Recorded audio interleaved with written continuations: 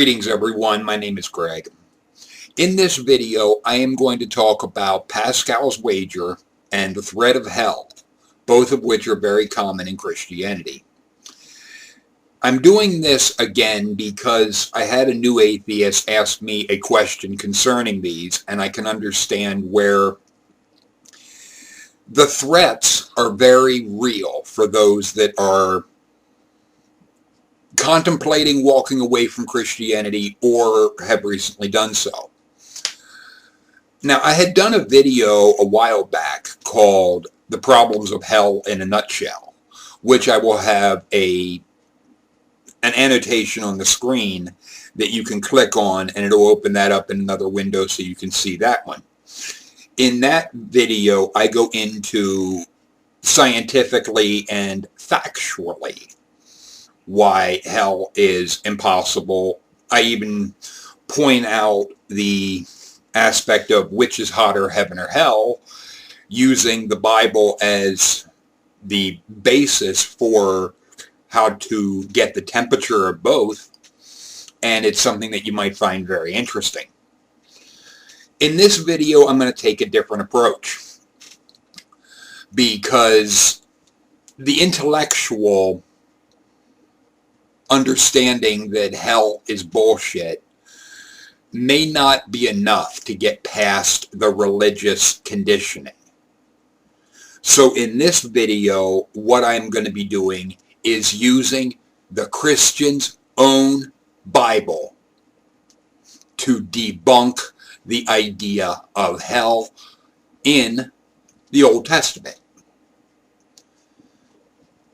Because in order for Christianity and the words of Jesus to have any validity, it would have to line up with what is in the Old Testament. Otherwise, it is completely man-made or made up by Jesus. And the reasons that it would be made up, we'll get to in a little bit. But first things first.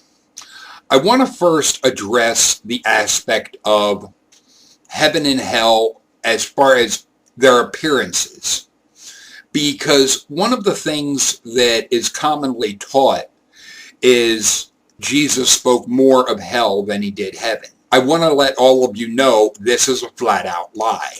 The truth of the matter is, as you will see before you, in the New Testament, the word hell, just in the Gospels and the book of Acts, the word hell only appears 17 times, whereas the word heaven appears 160 times in 152 verses. Almost 10 to 1, Jesus spoke of heaven more than he did hell. It is characteristically false for Christians or Christian pastors to try and say that Jesus spoke more of hell than he did heaven. Absolute bullshit. And the evidence is right there in their Bible. But to go into the Old Testament, the word hell appears 31 times, while the word heaven appears 327 times in 313 verses. So all through the Bible, regardless, heaven is a far more predominant topic than hell.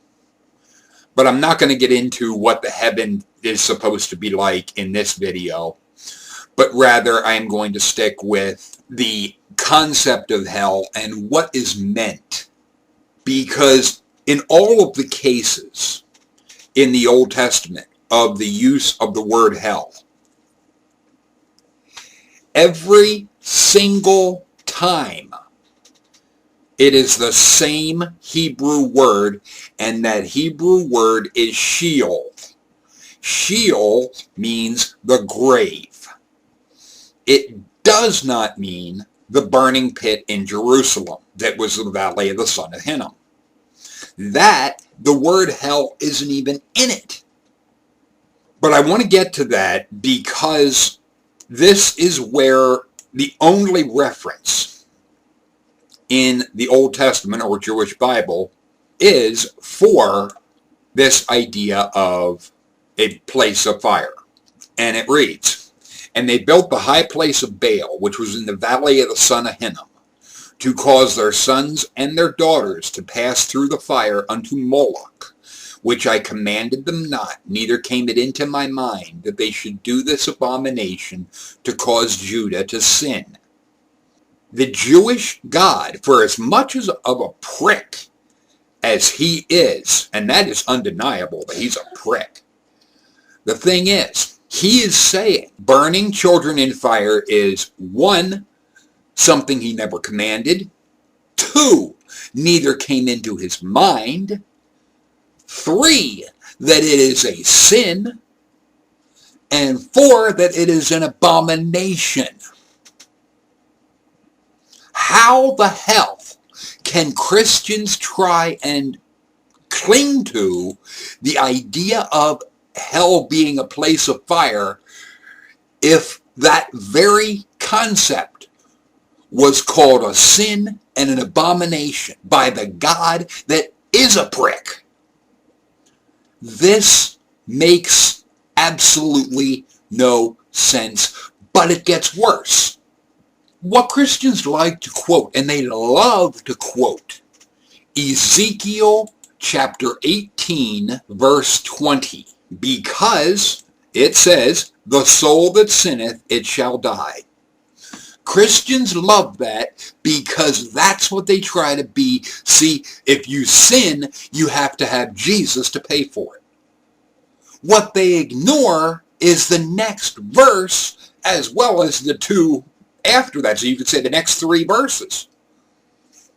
I'm not going to ignore that, because what Christians are doing is they want to cherry pick what is in the Old Testament to try and use the threats and scare the hell out of people so that people will kowtow to what they're wanting. But what they're wanting is obedience to them, not even to a God. But Ezekiel 18, verse 21, "But if the wicked will turn from all his sins that he hath committed, and keep my statutes, and do what is lawful and right, he shall surely live, he shall not die." Verse 22, "All his transgressions that he hath committed, they shall not be mentioned unto him. In his righteousness that he hath done, he shall live." Verse 23, "Have I any pleasure that the wicked should die, saith the Lord, and not that he should return from his ways and live?" The one thing that's coming out with the interviews that I'm doing with Mark Powers is there is no threat of anything with Judaism. That I had asked Mark the aspect of what would happen to someone like me from the Jewish perspective that simply doesn't believe. And he had said that the Jewish God would basically, my life would be judged based on how I lived and the way I behaved, the things that I did. Not the aspect of, to use the term, the Ten Commandments, because, well, I'm not Jewish. And it's one, I would no more be bound by the Ten Commandments than I would any of the other 603 of the laws that were given to the Jews. There were no laws given by the Jewish God for non-Jews. Simply doesn't exist. Christians wanting to try and say that everyone has to obey these. Bullshit. There is no basis for that in the entire Bible. Nowhere. This is where Christianity is trying to... Christianity really isn't about Judaism. Its origins come from more Zoroastrianism, but also it's a hodgepodge of bits from different religions. that people have, I like this, I like this, I like this. We're going to take these bits, put them together, and make a religion. In that, it is showing, because they're picking pieces from different religions and ideas from different cultures, that it's all man-made. Every bit of it is man-made. Even if there would be a God, it would be shaking its head at all of this and going, you people aren't even following anything that I've said. Nowhere. You're going more with what is used in Christianity. You have itchy ears, and you're wanting to go to that which tickles your ears. That's what Christians are doing. And they're using their itchy ears to find something. Oh, I like that. We're going to incorporate that. This will scare the hell out of them. We're going to use that, because then people will be interested more in following the religion out of fear than they will out of a desire to do what is right, to actually be a good person. Because Christianity doesn't give a fuck about if you're a good person or not. Having Jesus as the scapegoat means you have a get out of jail or get out of hell free card, all based on the thoughts in your head or what you profess to think. But the thing is, for those that want to try and act like all you have to do is believe in Jesus and you'll be fine, clearly they haven't read their New Testament, because Jesus debunks this. Matthew chapter 7, verse 22. Many will say to me in that day, Lord, Lord, have we not prophesied in thy name, and in thy name cast out devils, and in thy name done many wonderful works? Verse 23. Then I will profess unto them, I never knew you. Depart from me, ye that work iniquity. That's from Jesus. So my question to any Christian that is wanting to try and employ a Pascal's wager, on what basis? Where is your evidence that your Jesus won't say that to you? Show me how you know that you won't be one that is said to. I can guarantee you, you can't. You don't know. What Christians are doing is they are literally being damn selective in what they will look at from their Jesus and his message. Because anyone that wants to try and say that Jesus is a figure of love and peace, it makes me fucking sick. Because we have Luke chapter 19, verse 27. But those mine enemies, which would not that I should reign over them, bring them hither and slay them before me. Yeah, Christians, bet you didn't know that was in there from your Jesus. Jesus was not a figure of love. He was not a figure of peace. He was not a pacifist. He was what we would call a terrorist. He was interested in people bowing to him. Because the idea of a Pascal's wager is blatantly and characteristically immoral. It also raises the question, is the God all-knowing?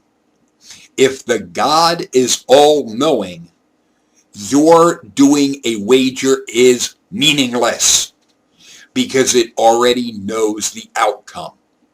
It already knows everything you will choose, which raises the aspect and the problem that comes in with Calvinism versus Arminianism, the idea of God making some for heaven and some for hell. What is mentioned by Paul in the book of Romans, which led right into the split with two different types of Christians, the Calvinists and the Arminianists.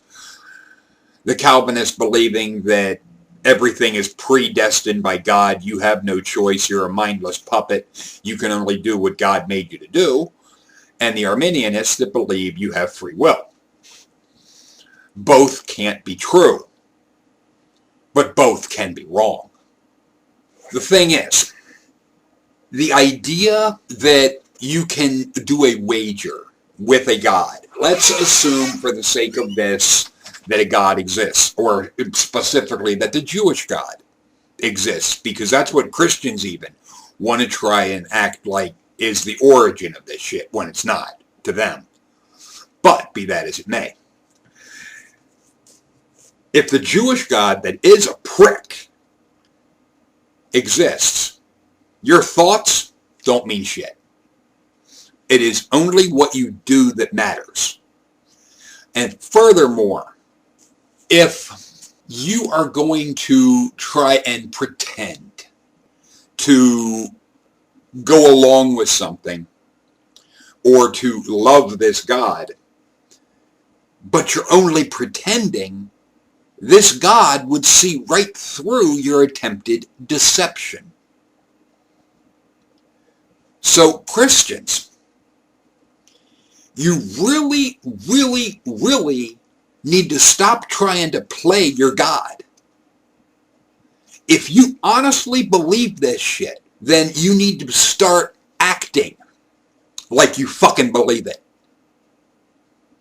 Because your God would see right through your bullshit. Do you think it can only see what you're doing on Sunday when you go to fucking church? And not during the week when you're out whoring and doing whatever other shit you want to do, smoking your blunts and gangbanging with your friends and spreading rumors and lies about people, lying for Jesus?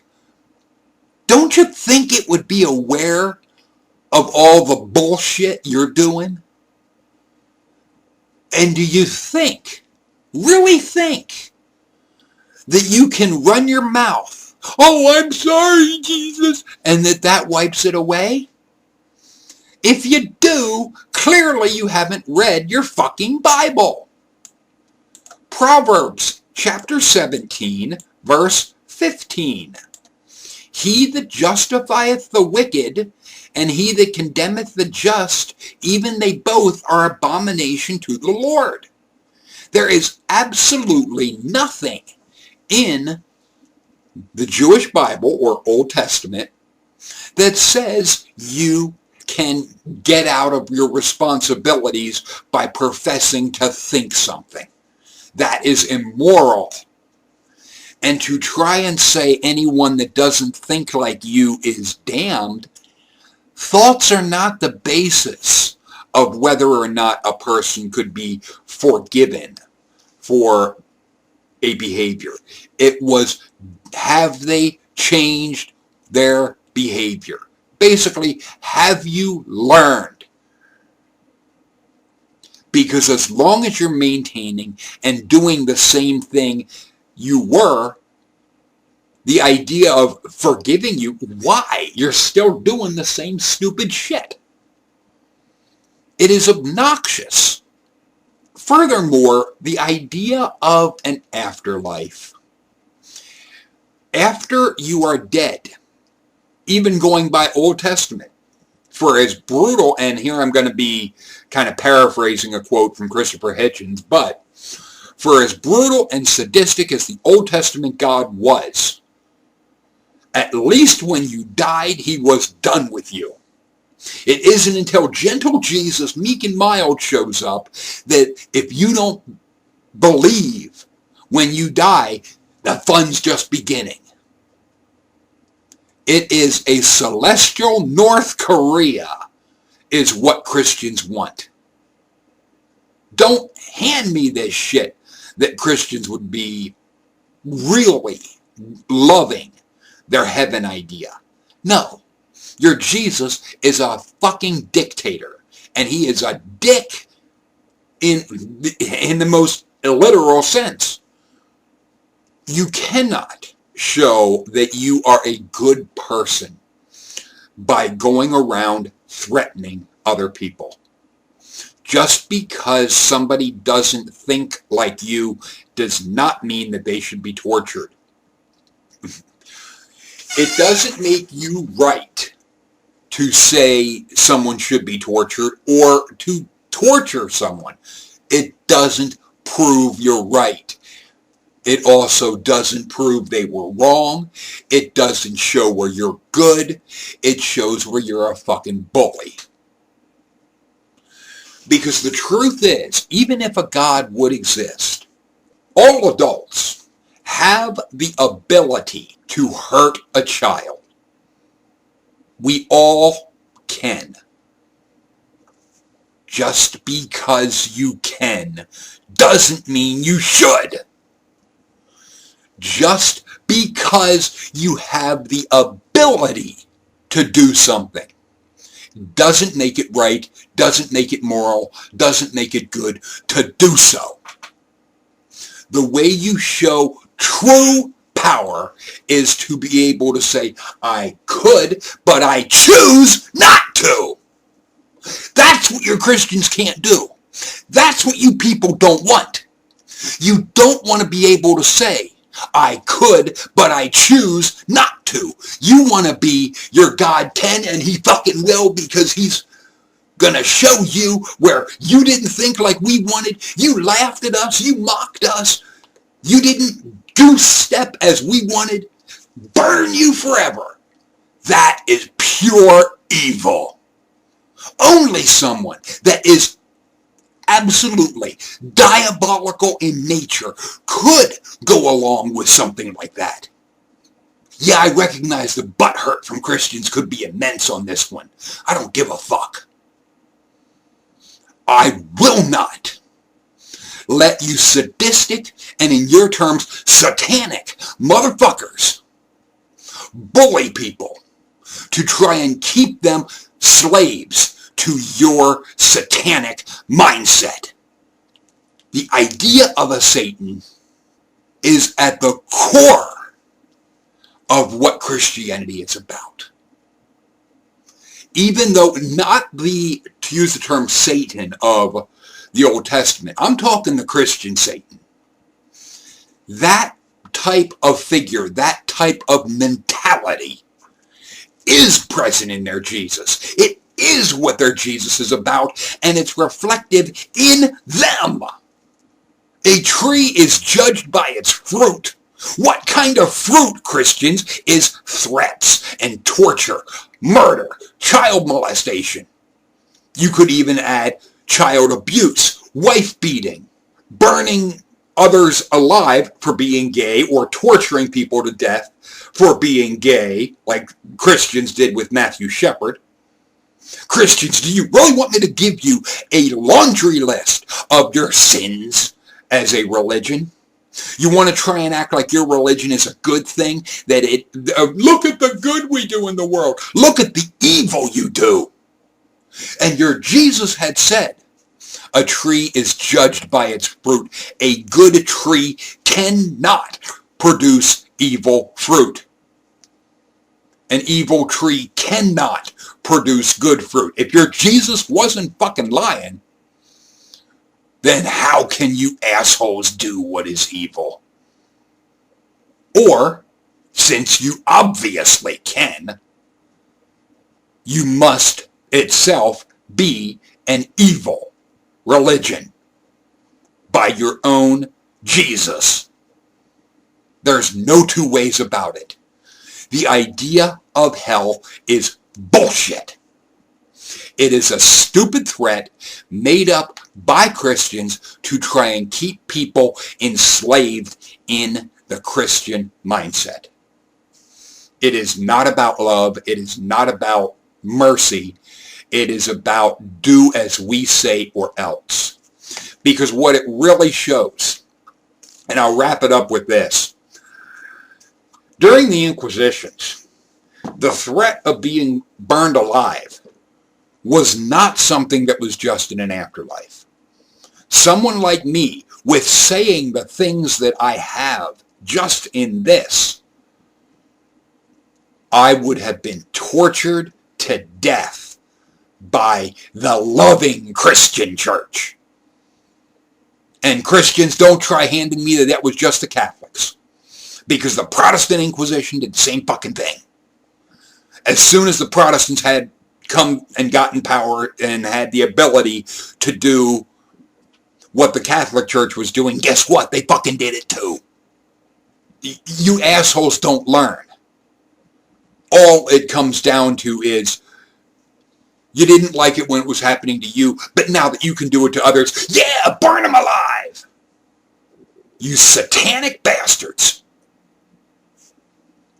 The thing is, someone like me would have been tortured to death, probably burned at the stake, because of the things that I say talking against Christianity.